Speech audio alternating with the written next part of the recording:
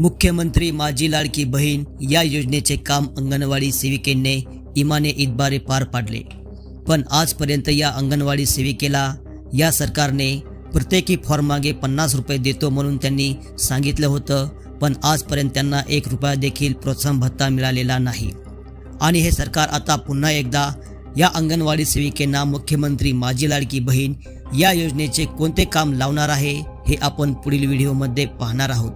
तर त्याआधी जर तुम्ही आमच्या YouTube चॅनलवरती नवीन असाल तर आमचे YouTube चॅनल सबस्क्राइब करा व घंटीच्या बटनावर दाबून ऑल नोटिफिकेशन सेट करा।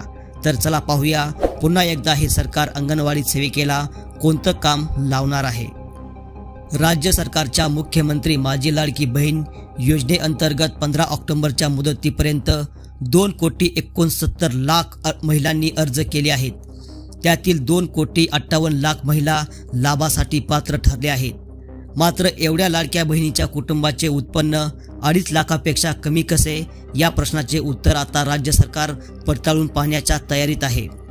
अर्जाच्या संदर्भात काही तक्रारी प्राप्त झाल्या असून त्या अनुषंगाने लाडक्या बहिणींच्या अर्जाची फेर तपासणी करण्याचे नियोजन सुरू असल्याचे विश्वसनीय सूत्रांनी सांगितलेले आहे। मुख्यमंत्री माझी लाडकी बहीण योजनेसाठी सध्या लाभार्थी संख्येवरून प्रत्येकी 1,500 रुपये प्रमाणे दरवर्षी 46,000 कोटी आणि दर महिन्याला 3,870 कोटी रुपये द्यावे लागणार आहेत।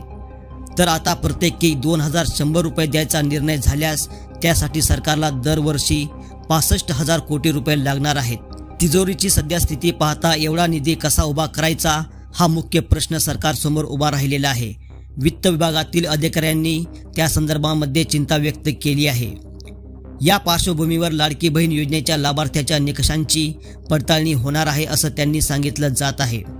पण संजय गांधी निराधार योजनेच्या लाभार्थ्यांची माहिती ऑनलाईन मिळू शकते, पण 4 चाकी वाहन त्या महिलांच्या कुटुंबाकडे आहे का नाही, एकाच कुटुंबातील 2 पेक्षा अधिक महिला आहेत की नाही, 2.5 लाख रुपयांचे वार्षिक उत्पन्नाच्या निकषांचे ते कुटुंब बसते का, याची पडताळणी ऑनलाईन करण्यास तांत्रिक अडचणी येतील असे अधिकाऱ्यांचे म्हणणे आहे। त्यामुळे अर्ज भरताना ज्या प्रकारे अंगणवाडी सेविकांची मदत घेतली त्याचप्रमाणे त्यांच्या माध्यमातून अर्जाची फेड पडताळणी होईल असेही वरिष्ठ अधिकाऱ्यांनी सांगितले आहे। त्यामुळे आता अपात्र अर्जाची पडताळणी कशी होणार याकडे संपूर्ण राज्याचे लक्ष लागले आहे। तर पुन्हा एकदा अंगणवाडी सेविका यांच्यावरती मुख्यमंत्री माझी लाडकी बहीण या योजनेचे काम सरकार लावणार आहे हे या ठिकाणी स्पष्ट दिसत आहे। या योजनेचे फॉर्म भरण्याचे काम अंगणवाडी सेविकांनी इमाने इतबारे केले, पण सरकारने त्यांच्यासोबत गद्दारी केली। प्रत्येक फॉर्म मागे 50 रुपये प्रोत्साहन भत्ता देण्याचे त्यांनी सांगितले होते, पण आजपर्यंत एकाही अंगणवाडी सेविकेला 50 रुपये प्रोत्साहन भत्ता मिळालेला नाही। आणि हे सरकार पुन्हा एकदा अंगणवाडी सेविकेवर या लाडकी बहीण योजनेचे फॉर्म तपासण्याचे काम लावणार आहे हे या ठिकाणी सांगितलेले आहे। तर अंगणवाडी सेविकांनो, आपण हे काम करणार आहात का नाही हे आम्हाला या व्हिडिओच्या कमेंटमध्ये सांगायचं आहे। व्हिडिओ पाहणाऱ्या प्रत्येक अंगणवाडी सेविकेने कमेंटमध्ये आम्ही काम करणार आहोत किंवा नाही असं लिहायचं आहे आणि त्यापुढे आपल्या जिल्ह्याचे नाव टाकायचे आहे। आम्हालाही समजलं पाहिजे की कोणकोणत्या जिल्ह्यातून अंगणवाडी सेविका या